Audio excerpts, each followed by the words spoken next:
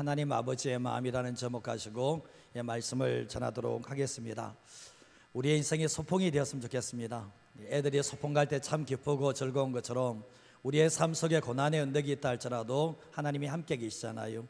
예수 믿지 않는 사람들은 하나님이 함께 계시지 않기 때문에 정말 고난의 언덕을 지킬 때 지치고 무너지는 삶을 살게 되지만, 하나님이 함께하는 일생 속에는 고난의 언덕이 있다 할지라도 우리의 인생 속에 하나님이 함께 계시기 때문에 정말 끝까지 믿음의 길을 잘 달려가게 하실 줄 믿습니다. 오늘 이 말씀을 통해서 주님의 음성을 듣는 자리가 되었으면 좋겠습니다. 저도 이 말씀을 준비하면서 성도님들이 이 말씀을 통해서 다시 주님을 만나기를 원하는 것처럼 오늘도 이 말씀을 통해서 우리의 영혼이 말씀으로 세워지는 복된 시간 되기를 간절히 소원합니다. 사람들의 마음은 흔들리는 갈대와 같습니다. 다른 사람의 마음도 그렇지만 내 마음도 흔들리는 갈대와 같다는 것을 참 잘 알게 되는데, 사람의 마음은 상황에 따라 움직이고 사람에 따라서 움직이고 사람의 마음은 견고하지 않다는 것을 알게 됩니다. 목회자도 예외가 아닙니다. 어느 사람도 예외 아닌 것이, 사람으로 태어난 이상은 우리의 마음은 완전하지 않고 견고하지 않다는 것을 너무나 많이 깨닫게 됩니다. 예레미야 17장 9절에서 10절 말씀에 보면 만물보다 거짓되고 심히 부패한 것은 뭐라고요? 마음이라는 거예요. 마음이라는 거예요. 이 땅에 있는 모든 만물보다도 더 거짓되고 심히 부패한 것은 내 안에 있습니다. 내 마음. 내 마음. 그러나 이 마음 속에 예수님이 찾아오셔서 우리의 마음을 정결하게 하시고 우리를 구원하시는 역사가 있게 되었는데, 10절 말씀에도 나 여호와는 심장을 살피며 폐부를 시험한다. 가장 보이지 않는 깊은 곳까지 하나님께서는 살피고 시험한다라고 말씀을 하는데, 각각 그의 행위와 그의 행실대로 보응을 하겠다라고 말씀을 합니다. 모든 행위의 근원에는 사람의 마음이 있습니다. 사람의 마음에 따라서 행위가 드러나는 삶을 살게 되는데, 하나님 아버지의 마음은 그렇지 않습니다. 하나님 아버지의 마음이 상한 갈대와 흔들리는 갈대와 같지도 않고, 하나님의 마음은 사람들의 마음과는 다르게 변함이 없고 항상 진실하신 분이 하나님이시라는 것을 하나님을 경험한 사람들은 다 고백하게 됩니다. 우리가 성경에는 하나님 아버지의 마음이 흐르고 있습니다.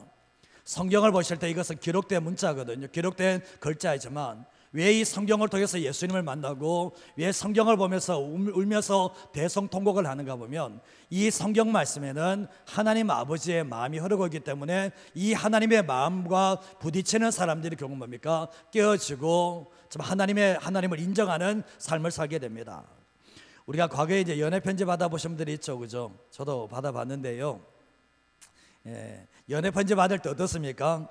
그 편지를 볼 때 이 편지 속에서 글자만 보는 사람이 있습니까? 글자를 보면서 감동받는 사람 아니잖아요. 근데 사랑하는 연애 편지를 받았을 때 사랑하는 사람이 그 마음을 담아서 나왔다는 거예요. 그래서 그 한 글자 한 글자 읽을 때마다 뭡니까? 그 사람의 사랑이 느껴지는 것처럼 하나님께서 성경을 기록하셨을 때도 우리를 얼마나 사랑하시는지, 우리를 얼마나 유효하시는지 그 마음을 이 성경 속에 담아놨기 때문에 하나님의 말씀을 대할 때 하나님을 대한다. 그리고 이 하나님의 말씀 속에서는 하나님의 사랑이 흐르기 때문에 그 사랑에 접촉하기 위해서 말씀을 읽는다면 그 사람에게 이 말씀을 통해서 하나님의 은혜를, 하나님의 사랑을 경험하게 하실 줄 믿습니다. 이 성경 말씀에 하나님께서 우리를 얼마나 사랑하시는지, 그리고 또 하나님께서 우리를 사랑하셔서 그 아들 독생자를 사랑하신 그 사랑까지도 다 기록해 놓으시는데, 하나님이 하시는 말씀은 그겁니다. 내 아들만큼 너를 사랑한다는 거예요. 내 아들 예수만큼 내가 너희를 사랑한다라고 말씀을 하고 있고, 그래서 우리가 이 아들과 이 성경을 통해서 하나님의 사랑과 접촉을 하게 될 때 우리가 이 땅 속에서 하나님만 사랑하고 하나님만 섬기는 삶을 살아갈 수가 있게 됩니다. 또 다른 측면에서 이 성경은 하나님의 사람들이 어떻게 살아야 되는지 삶의 원리에 대해서 말씀을 하고 있거든요. 세상 사람들도 삶을 살아가는 원리가 있지만 하나님의 사람, 거듭난 사람들은 어떻게 삶을 살아야 되는가 하나님의 말씀을 통해서 정도를 가르쳐 주고 있다는 겁니다. 근데 우리가 보면 세상에 믿지 않은 사람이 우리의 삶을 보면서 이해할 수 있다면 그 문제가 생깁니다. 세상에 믿지 않는 사람 우리의 모습을 보면서 이해할 수 없다면 그거는 주님의 길을 걸어가는 사람이 맞다라고 이야기할 수 있는데, 우리는 세상 사람들의 상식으로 살아가는 삶이 있다면 우리는 철저하게 하나님의 말씀을 붙잡고 삶을 살아가야 된다는 것을 알게 되는데, 희생하며 섬기며 이런 삶 자체가 성경에 기록되어져 있습니다. 근데 하나님께서는 기준을 말씀하시고 삶의 기준을 말씀하시고 삶을 살아낸 사람이 성경에 등장을 하고 있습니다. 완벽하진 않아요. 그러나 우리가 삶을 살아갈 때 어떤 사람들은 하나님의 말씀대로 살아가는 것이 안 된다라고 말씀하는 분이 계시는데, 그 생각 바꾸셔야 돼요. 그럼 살아낸 사람은 뭐예요? 성경에서 살아낸 사람은 뭐예요? 하나님의 말씀을 살아내지 못하는 연약함들이 있습니다. 그렇게 되면 날마다 주님께 기도하며 은혜를 받게 될 때 내 열심으로 내 공로로 살아내는 게 아니라 하나님의 사랑으로 살아내게 한다는 것을 믿고 살아가는 삶이 되셔야 됩니다. 우리의 삶을 살아갈 때 보면 순종은 하나님을 얼마나 경험하는가, 순종은 그분과의 얼마나 친밀한 사귐을 나누고 있는가에 따라서 순종의 삶은 되게 되어 있거든요. 우리가 삶을 살아갈 때도 사랑하는 사람의 말을 무시하지는 않잖아요. 사랑하는 사람의 말이라면 어떻게 순종해 주려고 그러잖아요.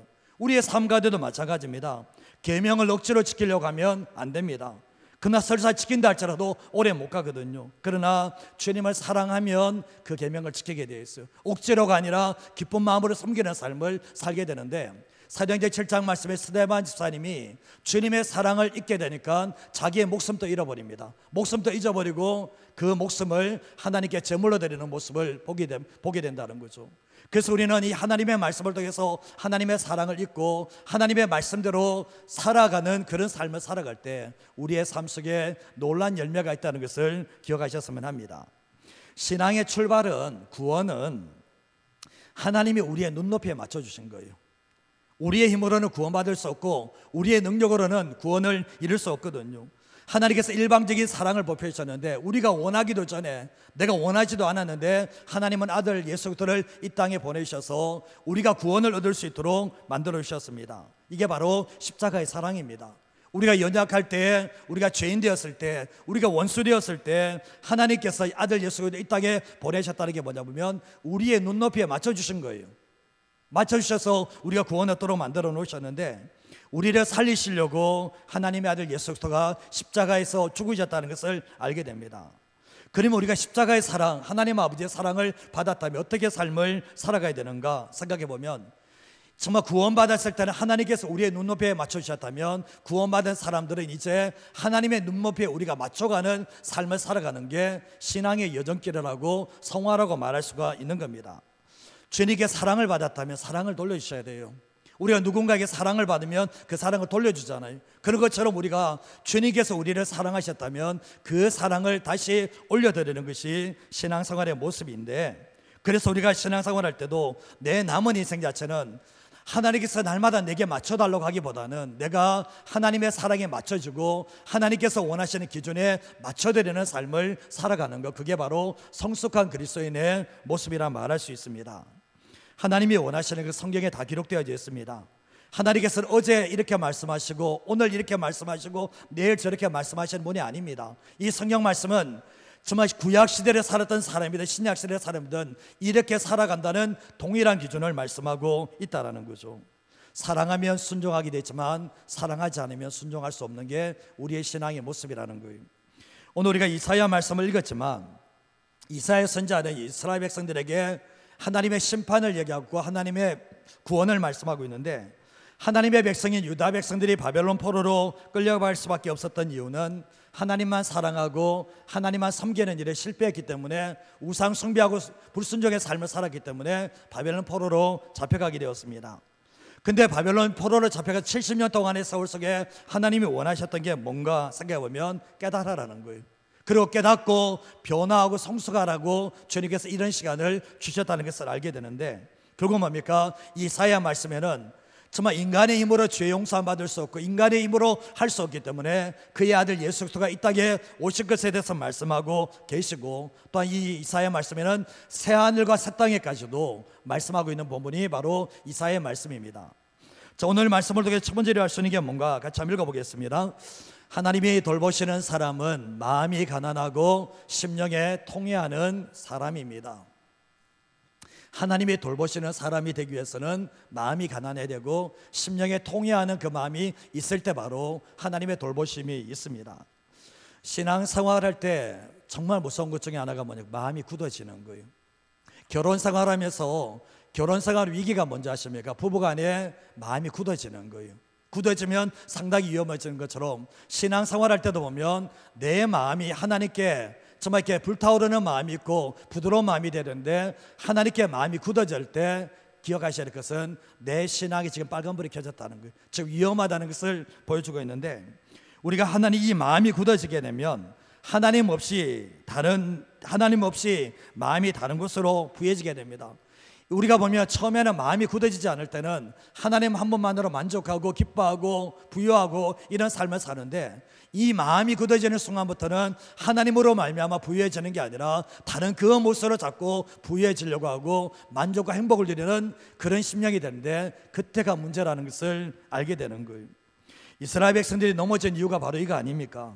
정말 약속의 가나안 땅에서도 쫓겨나는 이유가 마음의 문제라는 것을 알게 되는데, 하나님을 사랑하는 마음이 굳어져 버렸습니다. 그러다 보니까 우상 숭배하고 불순종하는 삶을 살게 되는데, 편안하고 번성할수록 마음이 하나님께 더 가는 게 아니라 편안하고 번성할수록 하나님께 더 마음이 떠나가는 일들이 있게 되었던 거예요. 오늘날도 마찬가지지 않습니까?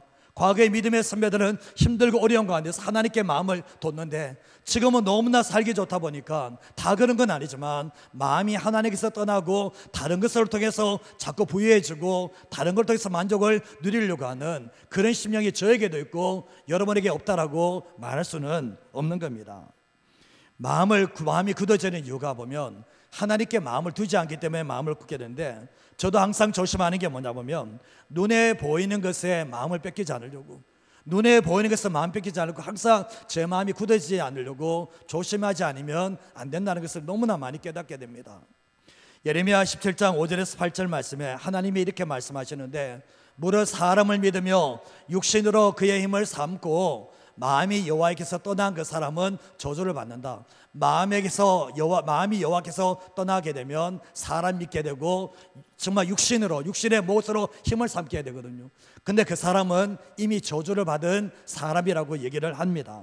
4절 말씀에 이런 사람들은 사막의 떨기나무와 같아서 좋은 일이 오는 것을 보지 못한다 얘기를 하고 있거든요.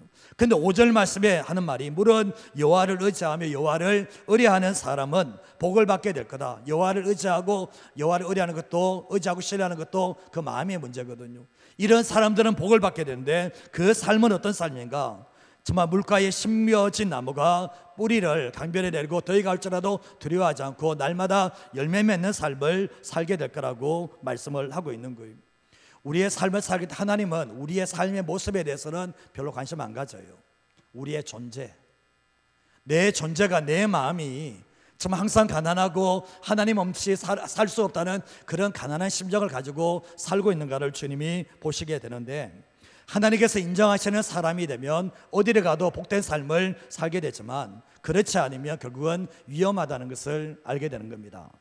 신명기 6장 4절에서 5절 말씀에도 쉐마 이스라엘아 들으라고 말씀하는데, 우리 하나님 여호와는 오직 유일한 하나님이신데 주님이 원하는 게 뭔가? 너는 뭐죠? 마음을 다하고 뜻을 다하고 힘을 다하여, 다른 본문에는 목숨을 다하여 내 하나님 여호와를 사랑하라고 말씀하는데, 마음이 가지 않으면 뜻도 갈 수 없고, 마음이 가지 않으면 힘도 가지 않고, 마음이 가지 않으면 목숨도 가지 않는다는 거예요. 근데 주님이 원하는 게 마음을 다해서 주님을 뭐라고요? 사랑하라고 주님이 말씀을 하고 있는 겁니다. 이 예배 자리도 마찬가지지 않습니까? 몸만 온 사람들이 있을 거예요. 몸만 온 사람들은 마음이 여기서 빠져 있어요. 그러나 예배 드릴 때 이미 어제부터 준비하고 예배를 사모하는 사람들은 어디 마음이 하나님께 와 있기 때문에 그 마음을 통해서 주님의 그 예배를 받으신다는 겁니다. 잠언 17장 3절 말씀에 도가니는 은을, 풀무는 금을 연단하고 하거니와 여호와는 뭐죠? 마음을 연단하신다라고 말씀하고 있거든요. 하나님께서는 이스라엘 백성들이 평탄할 때도 마음을 연단하셨고, 힘들고 어려울 때도 보면 마음을 연단하셨다라고 말씀하는데, 하나님은 항상 우리의 마음을 체크하고 계세요. 가난할 때든 부유한 때든 하나님의 관심은 항상 우리의 마음이 어디를 보고 있는지, 어디를 주목하고 있는지 그걸 보신다라고 말씀하는데, 이사야 66장 1절과 2절 말씀에 하나님이 말씀하는 게, 하늘은 나의 보좌다, 땅은 나의 발판이다. 너희가 나를 위해서 무슨 집 성전을 짓는다고? 내가 안식할 처소가 여기에 있다고 그거 아니라고 얘기를 하는 거잖아요. 그러면서 새하늘과 새 땅에 대해서 말씀을 하시면서 2절 말씀에 보면 나 여호와가 말하는데 내 손이 이 모든 것을 지었다라고 말씀을 하시면서 무릇 마음이 가난하고 심령에 통회하는 그 사람은 내가 돌보게 되지만 마음이 가난하지 못하고 심령에 통회하지 않는 사람들은 내가 돌볼 수 없다라고 주님이 말씀을 하고 계시다는 거예요. 마음이 가난하다. 하나님 없이는 단 하루도 살아갈 수 없다. 너무나 부여한 것이 저주가 됩니다.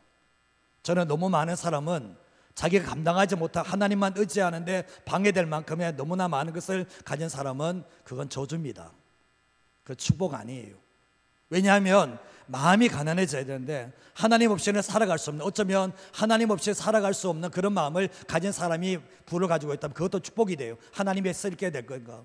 근데 결국 뭡니까? 하나님 한 번만으로 만족하고 단 하루도 하나님 없이는 살아갈 수 없다는 그 마음의 가난이 없는 것이 하나님의 돌보심을 받지 못하도록 만들고 심령에 통회하지 않는 것이 결국은 정말 하나님의 돌보시는 삶이 되지 못한다라고 말씀을 합니다.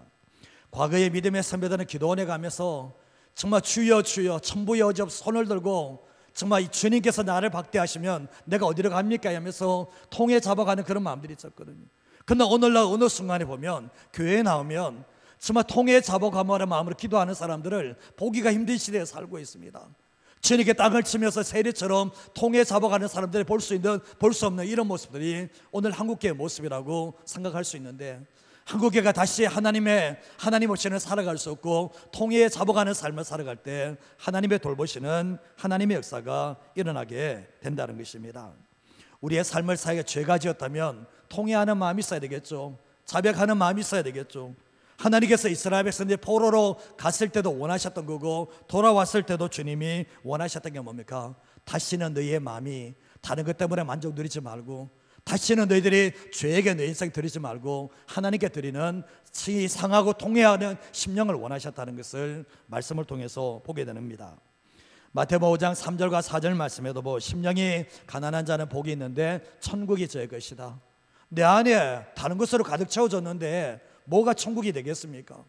내가 정말 주님 한 번만으로 만족하고 주님 없이는 살아갈 수 없는 사람들에게 뭡니까? 그 심령에 천국을 주시겠다라고 말씀을 하고 계시죠. 그리고 또한 애통하는 사람에게 내가 죄 지은 것 때문에, 내가 잘못한 것 때문에 내가 하나님 없이는 살아갈 수 없는 그 마음으로 애통하는 자에게 복이 있는데 그 사람에게 위로를 주시겠다라고 말씀을 합니다. 다른 것 통해서 위로받으려고 하는데 어떻게 그 사람이 하나님을 통해서 위로를 받을 수가 있는 겁니까? 받지 못한다는 것을 우리에게 말씀하고 계시죠. 그러면서 시편 51편 16절과 17절 같이 한번 읽어보겠습니다. 주께서는 제사를 기뻐하지 아니하시나니 그렇지 아니하면 내가 드렸을 것이라. 주는 번제를 기뻐하지 아니하시나이다. 하나님께서 구하시는 제사는 상한 심령이라. 하나님이여 상하고 통회하는 마음을 주께서 멸시하지 아니하시리이다. 아멘. 하나님이 원하시는 것은 제사를 원하는 게 아니래요. 16절 말씀에 제사 원하는 게 아니라, 제사 원하면 내가 드렸을까라. 주님은 번제 그렇게 드리는 것 기뻐하는 게 아니라 주님이 원하는 게 뭐냐? 상한 심령이라는 거예요. 이 다윗이 바세바를 범하고 난 뒤에 하나님께 1년 동안 회개하지 않잖아요. 그 마음이 지옥이 됐잖아요. 그러나 다윗이 뭡니까? 주님께서 원하시는 번제를 드리면서 그냥 끝났다는 그게 아니라 하나님 앞에 정말 상한 심령, 상하고 통회하시고 깨어진 심령을 가지고 나갔을 때 주님이 멸시하지 않으시는 하나님의 역사가 있게 되었던 거예요. 우리의 삶을 살아갈 때 제일 무서운 게 뭐냐? 굳어진 마음이에요. 이 굳어진 마음, 예배 자리에 와서도 주님께 마음을 드리지 딱딱하게 굳어진 이런 마음 자체가 참 문제가 될 때가 많은데, 정말 성경 말씀에 잠언 4장 23절 말씀에도 보면 무릇 모든 지킬 것만한 것 중에 더욱 내 마음을 지켜라. 생명의 근원이 이에서 난다라고 말씀을 하고 있습니다. 우리의 삶을 살아갈 때 보면 저는 그래요. 저도 그렇지만 여러분 그렇지만 내 마음이 자꾸 굳어진다. 이 문제가 생긴 거예요. 그러나 내 마음속에 그건 뭡니까? 날마다 하나님 없이는 살아갈 수 없는 그 마음을 누리기 위해서 그 마음을 달라고 기도하셔야 되고, 또 순간순간마다 주님, 이 죄악된 세상에서 내가 무너지는 모습을 보면서 상하고 통회하는 심령으로 하나님께 나아갈 때 우리를 돌보신다는 것을 항상 잊어버리지 마시고 살아가시기를 바랍니다. 하나님의 돌보심에 사각지대에 들어간 사람들이 있습니다. 그 마음이 가난하지 않아요.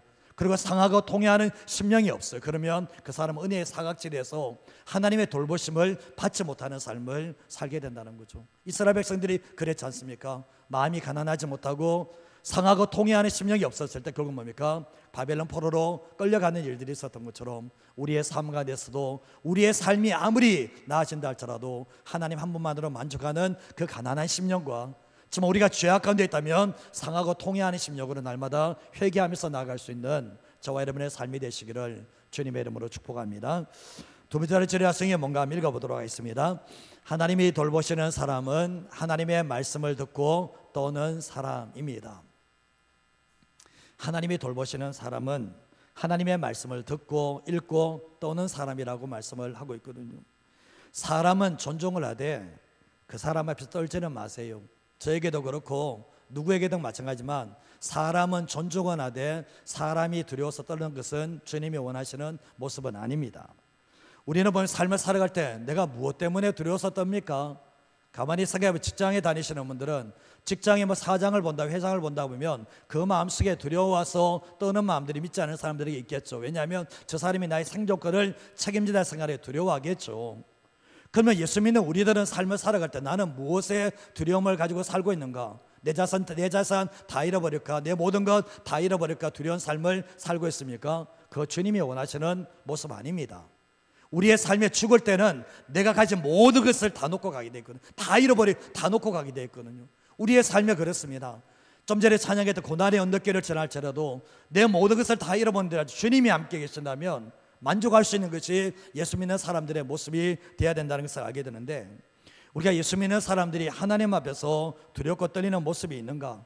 하나님께 징계받을까 봐, 함께 심판받을까 봐 두려워서 떠는 게 아니라 그분의 그분 되심을 인정하고 하나님을 경외하기 때문에 내 안에 두렵고 떠는 마음들이 있는가 생각해 보셔야 되는데, 내가 좀 하나님 앞에 두렵고 떠는 경외심이 있다면 세상 속에서 그리스도인으로 살 수 있습니다. 그러나 경외가 빠진, 하나님의 말씀을 듣고 하나님을 대하면서도 두려워하는 마음이고 떠는 마음이 없다면 그분은 신앙인으로 살아가기가 힘들다는 것을 알게 돼요. 빌립보서 2장 12절 말씀에도 보면 같이 한번 읽어볼까요? 그러므로 나의 사랑하는 자들아, 너희가 나 있을 때뿐 아니라 더욱 지금 나 없을 때에도 항상 복종하여 두렵고 떨림으로 너희 구원을 이루라. 어떻게 안심하라고 그럽니까? 구원받았으니까 됐어, 천국 갔으니까 됐어. 주님이 그렇게 사도 바울 통해서 얘기합니까? 아니잖아요. 우리 인생 끝난 거 아니에요. 우리가 정말 하나님의 나라가 우리에게 맞지만 완전한 천국은 아직 남아 있습니다.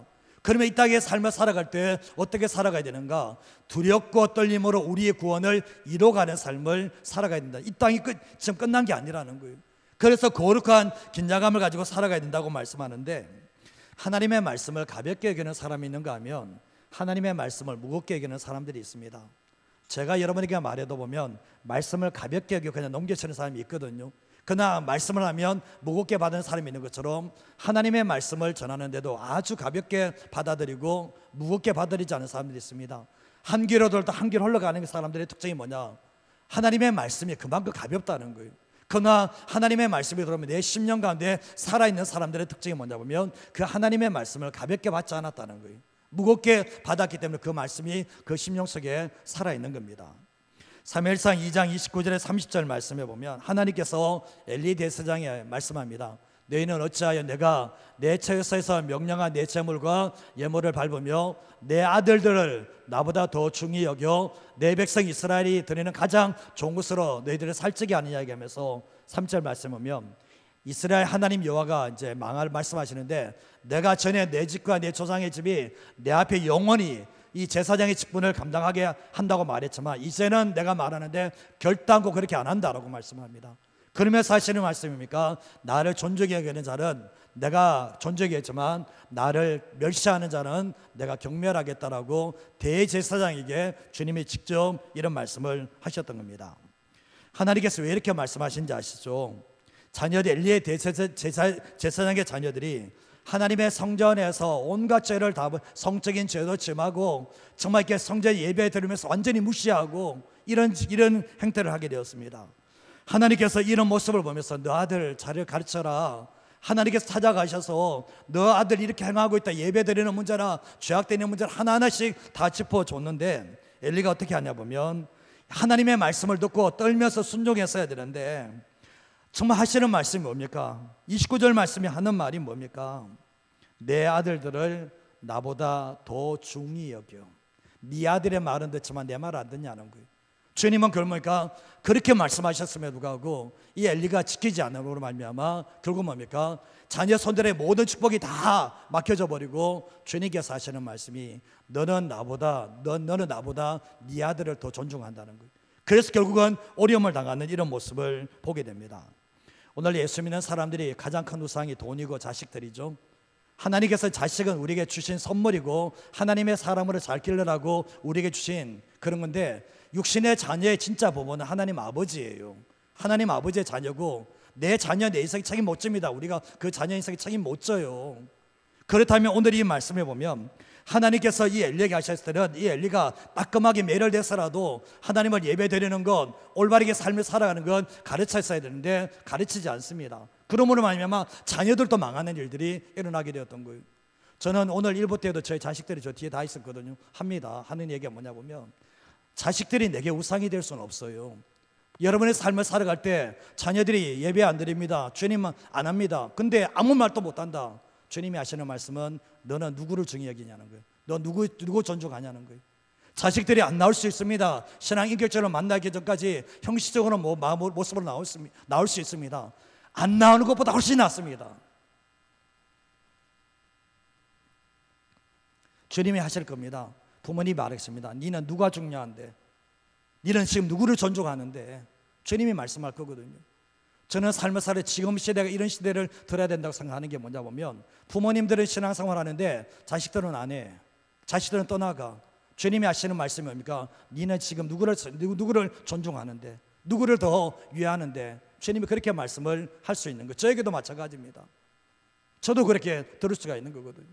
우리의 삶을 살아갈 때 보면 결국은 뭡니까? 자녀들이 마땅히 들어야 될 얘기를 아버지가 해줬어야 되는데 결국은 묵인하고 가만히 있음으로 말미암아 결국은 자녀들이 버림받고 전쟁에서 죽는 일들이 일어나게 되었거든요. 이게 부모의 책임이라는 것을 우리에게 말씀하고 계시다는 거예요.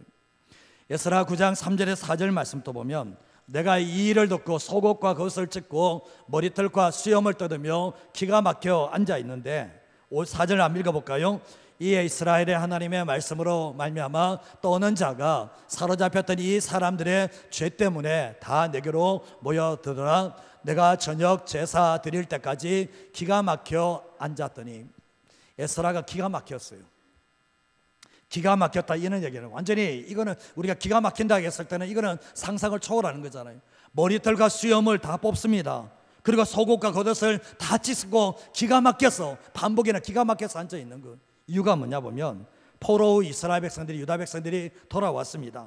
돌아왔는데 하나님께서 이전에 우상 숭배해서 이렇게 어려움 당했는데 돌아와서 온갖 이방 사람들과 함께 가정한 일을 행하고 있는 거예요. 기가 막힌 거예요. 그때 결국 에스라가 정말 기가 막혀 속옷도 찢고 겉옷도 찢고 머리털 수염도 다 뽑고 이런 일들을 기가 막혀서 이 행동을 하게 되었는데 이에 이스라엘의 하나님의 말씀으로 떠오는 자가 사로잡혔던 이 사람들의 죄 때문에 다 내게로 나와왔다라고 말씀을 하고 있는 거예요. 하나님의 말씀대로 떠는 사람들은 이런 광경을 보면서 있을 수가 없는 행동이거든요. 그래서 찾아와서 에스라와 함께 두 손을 들고 회개하며 하나님께 나아갈 때 하나님께서 불쌍히 여기시는 하나님의 역사가 있게 되었던 거예요. 하나님께서 누구를 돌보시는가? 결국 뭡니까? 하나님의 말씀으로 말미암아 떠오는 자들을 통해서 하나님께서 역사하시고 이런 사람들이 많은 공동체가 하나님이 세우시는 하나님이 원하시는 공동체가 될 수 있다는 것을 말씀합니다.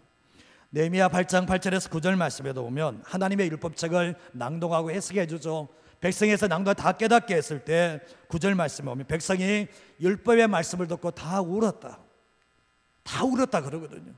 하나님의 말씀이 문자로 들렸다면 울 수가 없죠. 근데 이 하나님의 너희들이 왜 포로를 잡혀갈 수밖에 없었는지 그 이유가 하나님의 말씀에 다 이랬을 때 이전에는 하나님의 말씀을 무시하고 경멸했지만 이제는 하나님의 말씀이 들어오기 시작하는데 그 말씀 앞에서 피할 길이 없어서 통곡하며 우는 이런 모습을 오늘 이 말씀을 통해서 보게 됩니다. 하나님께서 원하시는 공동체가 바로 이 공동체라는 거예요. 하나님의 말씀을 듣고 그냥 무덤덤하게 무시하게 삶이 가는 게 아니라 하나님의 말씀 앞에서 하나님을처럼 대하면서 두려워서 떨 수 있는 이런 반응하는 그 심령을 찾으시고 그 공동체를 찾으신다는 것을 우리에게 말씀하고 있습니다. 오늘 이사야 66장 2절 말씀에도 보면 주님께서 정말 이렇게 돌보시겠다는 말이 무릇 마음이 가난하고 심령에 통회하며 내 말을 듣고 떠는 자 그 사람은 내가 돌보겠다라고 말씀합니다. 내가 말씀을 듣고 무덤덤합니다. 내가 말씀 듣고 아무런 반응이 없어요. 내가 그 말씀을 듣고 다 떠는 것도 없고 하나님의 말씀 속에 내가 살겠다는 결단도 없는 삶을 주님이 돌보시는가? 아니요, 돌보지 않아요. 주님은. 이스라엘 백성들이 징계받은 이유가 뭡니까? 하나님의 선지자들이 말씀을 전하면 자기 마음에 맞지 않는다고 선지자 죽여버립니다. 듣지도 않습니다. 그런데 결국 뭡니까? 하나님의 말씀에 두려웠고 떠는 모습이 없을 때 하나님은 징계를 하시면서 바벨론 포로로 잡히게 가게 되었는데, 그들이 하나님의 말씀 앞에 두렵고 떠는 마음이 있었다면 주님은 죄악 가운데서도 용서하시는 은혜가 있었겠지만 그러지 않음으로 말미암아 어려움을 당하게 됐다는 것을 알게 됩니다. 5절 말씀에도 하는 말 자체가 뭐라고 얘기하나 보면 여호와의 말씀으로 말미암아 떠는 자들아 그의 말씀을 들을지어다라고 말씀을 하고 있거든요. 우리는 보면 자꾸 예배 드리면 됐다고 생각하는데 주님 그거 아니에요. 우리가 63장 3절 말씀 보면 소를 잡아 드리는 것은 살인함과 다름이 없고 어린 양으로 제사 드리는 것은 개의 목을 꺾음과 같고, 이게 뭘 얘기하는 거예요? 심령이 가난하고 통회하는 마음이 없고 하나님의 말씀에 두렵고 떠는 그런 모습이 없다면 우리가 아무리 많은 것을 한다 할지라도 주님 보실 때는 살인하는 것과 같고 개 먹는 것과 같다고 주님의 말씀을 하고 계시다는 거예요. 우리의 삶을 살아갈 때 우리가 어떤 삶을 살고 있는가 되돌아보셔야 되는데, 하나님의 말씀을 하나님으로 듣지 않으면 삶 속에서는 하나님의 사람으로 살아내기는 힘듭니다. 저도 이렇게 여러분들과 보면 하나님의 말씀을 내가 어떻게 대하는가, 하나님의 말씀을 내가 어떻게 대하는가가 나의 신앙의 모습인데, 하나님의 말씀을 하나님으로 대하면서 두렵고 떨림으로 대하고 있다면 하나님의 돌보시는 삶을 살게 되지만, 그게 아니면 결국 뭡니까? 루시의 시대 나오미 가족이 하나님의 말씀을 보고서도 그냥 떠나가잖아요. 그래서 결국 뭡니까? 하나님의 말씀을 경멸했던 대상은 모든 것을 다 잃어버리는 결과로 떨어졌다는 것을 알게 되는 거예요. 요한복음 14장 23절과 24절 말씀 한번 읽어볼까요? 같이 읽겠습니다. 예수께서 대답하여 이르시되 사람이 나를 사랑하면 내 말을 지키리니 내 아버지께서 그를 사랑하실 것이요 우리가 그에게 가서 거처를 그와 함께 하리라. 나를 사랑하지 아니하는 자는 내 말을 지키지 아니하나니 너희가 듣는 말은 내 말이 아니요 나를 보내신 아버지의 말씀이니라. 사랑하면 말씀을 지킨다. 죄만 짓는 삶을 산다. 주님을 사랑하지 않기 때문이다. 결론 나온 거거든요. 나를 사랑하지 않는 사람은 내 말을 지키지 않는다. 주님 말씀하거든요. 우리가 보면 정말 사랑하면 그분의 말 한마디 한마디가 너무나 중요해요. 그래서 주님을 사랑하면 지키게 되지만 사랑하지 않으면 결국 뭡니까? 지키고자 하는 마음은 있다 할지라도 지켜낼 수 없다는 것을 우리에게 말씀하고 있는 거예요. 사랑하는 여러분, 순종은 사랑의 문제예요. 내가 하나님을 어떻게 대하는가에 따라서 순종의 모습이 나타나는 것이지, 그래서 우리는 삶을 살아갈 때 사랑하며 목숨까지도 버려낼 수가 있는 겁니다. 이 말씀을 우리가 기억하시면서 우리의 삶을 살아갈 때 내가 하나님의 말씀을 듣고 떠는 자세, 경외하는 자세가 있다면 하나님의 돌보심을 받게 되고 하나님이 인도하시는 삶을 살게 되지만, 하나님의 말씀을 듣고서도 아무런 반응이 없다면 조심하셔야 됩니다. 왜냐하면 우리의 마음이 굳을대로 굳어졌기 때문에 그런 현상이 일어난다는 거예요. 저는 오늘날 시대가 너무나 위기의 시기라고 생각하거든요. 저는 이제 원로 목사님께도 말씀드리지만 목사님 시대는 상당히 목회하기 좋았습니다. 사실은 부인할 수 없어요. 어느 목사님, 옥하는 목사님에게 목사님 때는 얼마나 목회하기 좋았습니까? 이렇게 얘기해버린 거예요. 부목사가. 지금 시대는 그런 시대는 아니거든요. 그러나 우리가 이 시대가 어두운 시기에 더 빛을 발할 수 있는 거예요. 더 빛을 발할 수 있는 거예요. 우리의 삶 속에 살아갈 때 하나님의 말씀 앞에서 우리가 서는 그런 삶을 살아갈 때 하나님께서 우리의 삶을 다른 사람은 다 안 도와줘도, 다른 사람은 다 책임져주지 않는다 할지라도 하나님께서 우리의 삶을 책임지자는 그 믿음 가지고 살아가는 저와 여러분 되시기를 주님의 이름으로 축복합니다. 마지막 한 가지만 더 말씀드리겠습니다. 같이 읽겠습니다. 우리를 향한 하나님의 소원은 세상 속에서 일어나서 빛을 발하는 것입니다. 하나님의 소원은 구약이나 신약이나 똑같습니다. 저는 이제 천국 가기를 기다리십니까? 천국 가기 기다리세요? 아니요. 주님 성경 그렇지 않아요. 천국은 이 땅에서 누리는 거예요.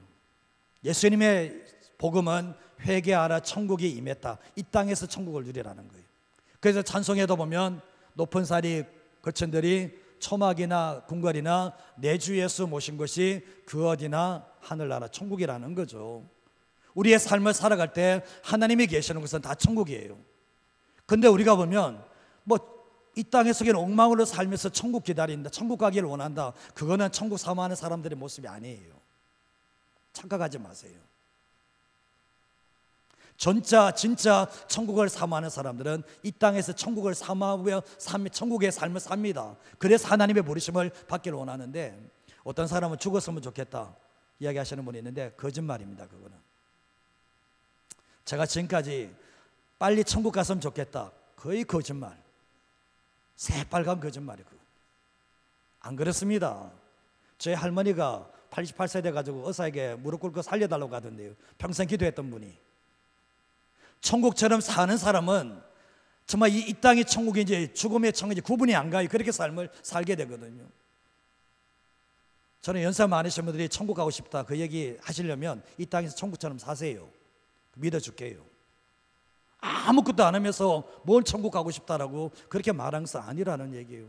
저는 성도님들이 이 땅을 삶을 살아갈 때 여기가 천국이라고 느낄 만큼 살아내시면 근본은 죽어도 여한이 없어요. 그 삶이라는 거잖아요. 우리가 하나님께서 우리에게 원하는 게 이제 우리 뭡니까? 이 땅의 삶을 살아가는 동안에 우리의 삶이 일어나서 빛을 발하는 거거든요. 요한에서 1장 5절 말씀에 보면 우리가 그에게서 듣고 너에게 전하는 소식은 이것이니 하나님이 뭡니까? 빛이시라는 거예요. 하나님에게는 뭐가 없습니까? 조금도 어둠이 없다라고 말씀을 하고 계시거든요. 근데 6절과 7절 말씀에 우리가 하나님과 사귐이 있다고 어둠에 가면 거짓말하고 진리가 그 진리로 행하지 아니함이거니와 그가 빛 가운데 계신 것처럼 우리가 빛 가운데 가면 우리가 서로 사귐이 있고 예수의 피가 우리의 모든 죄를 다 씻어준다라고 말씀을 하고 있는 거예요. 우리가 가만히 생각해 보면 우리가 주님이 빛 가운데 있는 것처럼 우리가 빛 가운데 행해야 될 책임이 우리에게 있다라고 말씀하고 있거든요. 시편 119편 105절 말씀에 보면 주의 말씀은 내 발의 등이요 내 길의 빛이다. 좀 전에는 하나님이 빛이라고 했거든요. 여기는 이제 주의 말씀이 빛이라고 말씀을 하고 있는 거예요. 하나님도 빛이고 그분의 말씀도 빛이라고 말씀을 하고 있는데, 하나님의 말씀 속에는 어둠에, 내 심령의 어둠, 내 삶의 어둠을 몰아내는 빛이 하나님의 말씀 속에 있다라는 거죠. 그래서 하나님의 말씀을 사랑하는 사람, 가까이 하는 사람들은 빛 가운데로 인도함을 받는다라고 말씀을 하고 있거든요. 마태복음 5장 13절과 14절 말씀에 주님은 너희가 세상의 소금이다, 소금이 소금 맛을 읽으면 아무리 쓸데없다 얘기를 하고 계시죠. 그리고 14절 말씀에 너희가 세상의 빛이다, 교회의 빛이 아니고 교회의 소금이 아니고 세상의 소금과 세상의 빛이라고 말씀을 하시면서 빛은 숨길 수가 없고 가릴 수가 없다라고 말씀을 하고 있는 거예요. 우리의 삶을 살 세상은 맛을이라고 완전히 맛없는 세상이거든요. 그러나 예수 믿는 사람들이 세상의 소금이 되셔야 되고 부패를 막아내고 썩어내는 것을 막아내는 것이 우리가 성도들이 해야 될 일이고, 세상의 소금의 빛의 삶을 살아. 세상은 어둠이거든요. 그러나 우리가 빛으로서 걸어갈 때 어둠이 밝혀지는 것이 세상이 되어야 된다라고 말씀을 하고 있는 거예요. 마태복음 5장 15절과 16절 말씀에 사람이 등불에게서 말 아래 두지 않고 등경 위에 두는데 집안 모든 사람에게 이 빛은 비친다라고 말씀하면서 16절 말씀에 오면 이같이 너희 빛이 사람에게 비치게 하여 그들로 너희 착한 행실을 보고 하늘에 계신 너희 아버지께 영광을 돌리게 하라라고 말씀을 합니다. 하나님께 영광을 돌리는 것은 우리의 빛이에요. 우리의 빛을 통해서 믿지 않는 사람들이 하나님께 영광을 올리게 된다라고 말씀하는데, 그게 바로 착한 행실로 이어진다는 것을 우리에게 말씀하고 계십니다. 우리가 에베소서 5장 8절과 9절 말씀을 한번 읽어볼까요? 같이 읽겠습니다.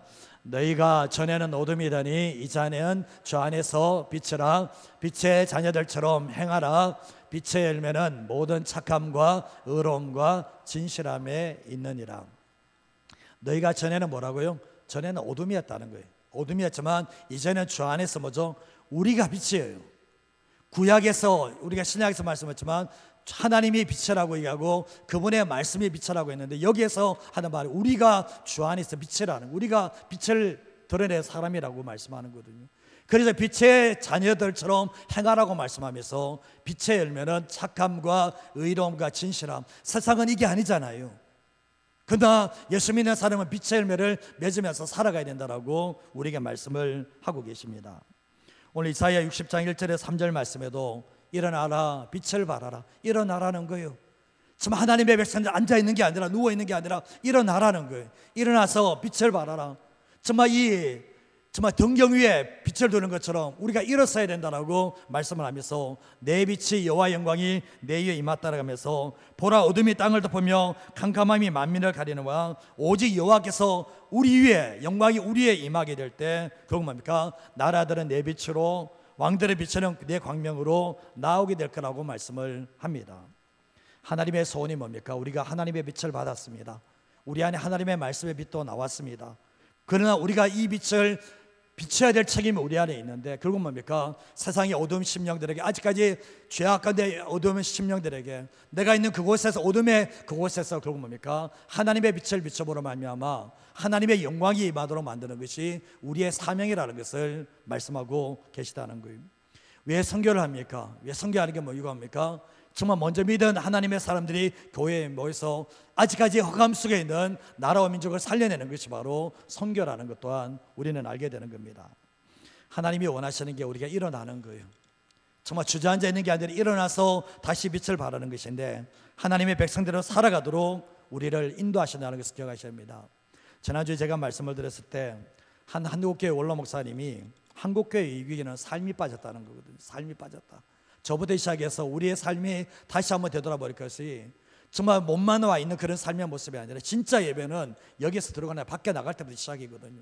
정말 예배드리는 이 자리가 진짜 예배 자리가 아니라 진짜 예배들과 삶의 현장 속에서 예배를 살아내는 게 중요한데, 예배가 삶이 되고 삶이 예배가 되는 거, 이게 너무나 중요하다는 것을 알게 되는 거예요. 자, 오늘 마지막 구절입니다. 우리 미가서 6장 8절 말씀을 같이 한번 읽어보겠습니다.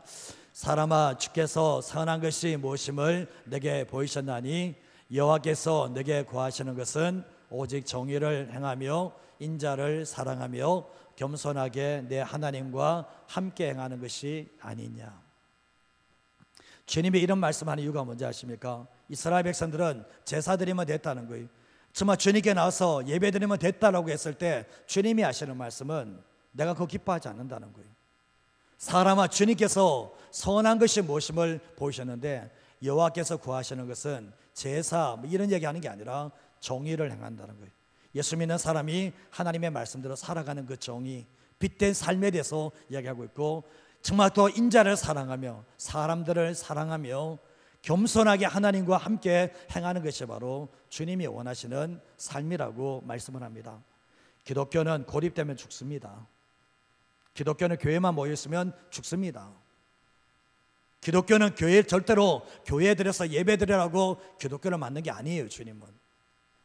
주님은 세상 속에 우리가 주님께 받은 그 은혜의 빛을 비추도록 우리를 만드셨고, 주님께서 교회를 세우신 이유가 예수님께서 빛된 예수님께서 이 땅에서 우리에게 어둠에게 빛을 비쳤던, 우리의 심령 가운데 우리의 삶에 빛을 비쳤던 것처럼 이 빛을 받은 사람들이 또다시 세상에 나가서 흑암 속에 있는 영혼들에게 정말 빛을 비추는 것이 바로 주님께서 우리를 구원하신 목적이라는 것을 우리에게 말씀하고 계시다는 거예요.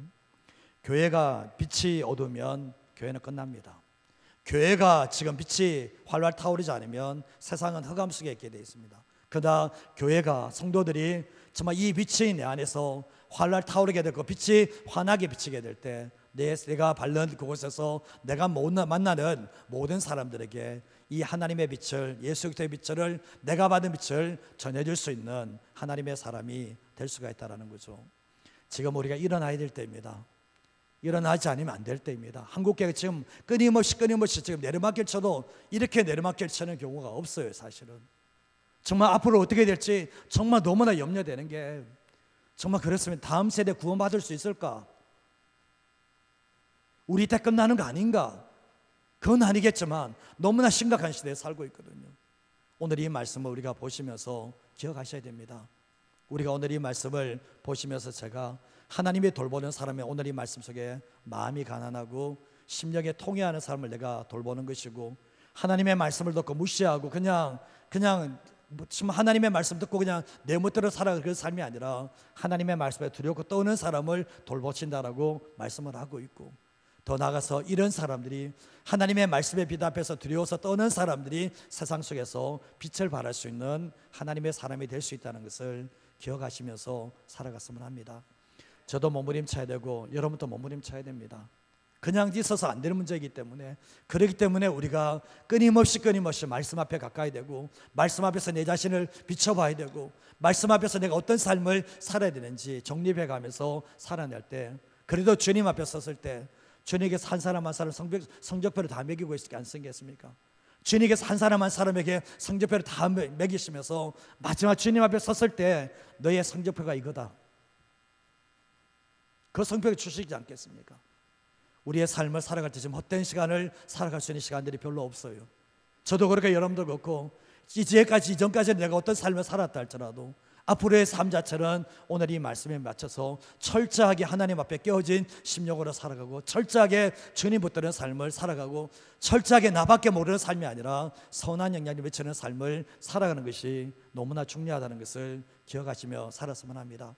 제가 연세 많으신 분에게 좀 부탁드리고 싶은 것은, 여러분의 삶을 존중합니다. 그러나 제발 천국 기다리는 삶을 살지 마시고 이 땅에서 천국의 삶을 사십시오. 천국 기다리지 마시고 죽고 싶다란 그런 나약한 얘기 하지 마시고요. 제발 그런 얘기 하지 마시고 다음 세대들에게 천국의 삶을 보여주세요. 그러면 다음 세대들이 여러분들의 모습을 보고 존경하고 정말 여러분들의 모습을 보고 따라가는 하나님의 역사가 있다는 것을 기억하시면서 살아가는 저와 여러분 됐으면 합니다. 저도 너무나 부족해요. 정말 저도 끊임없이 연약하거든요. 저도 몸부림치 않으면 그냥 바닥칩니다. 저도. 그러나 우리 모두 다 연약하기 때문에 좀 하나님의 말씀을 붙잡고 끝까지 일어나서 빛을 발하기 위해서 하나님께 나아가는 저와 여러분의 삶이 되시기를 주님의 이름으로 축복드립니다. 이 시간 같이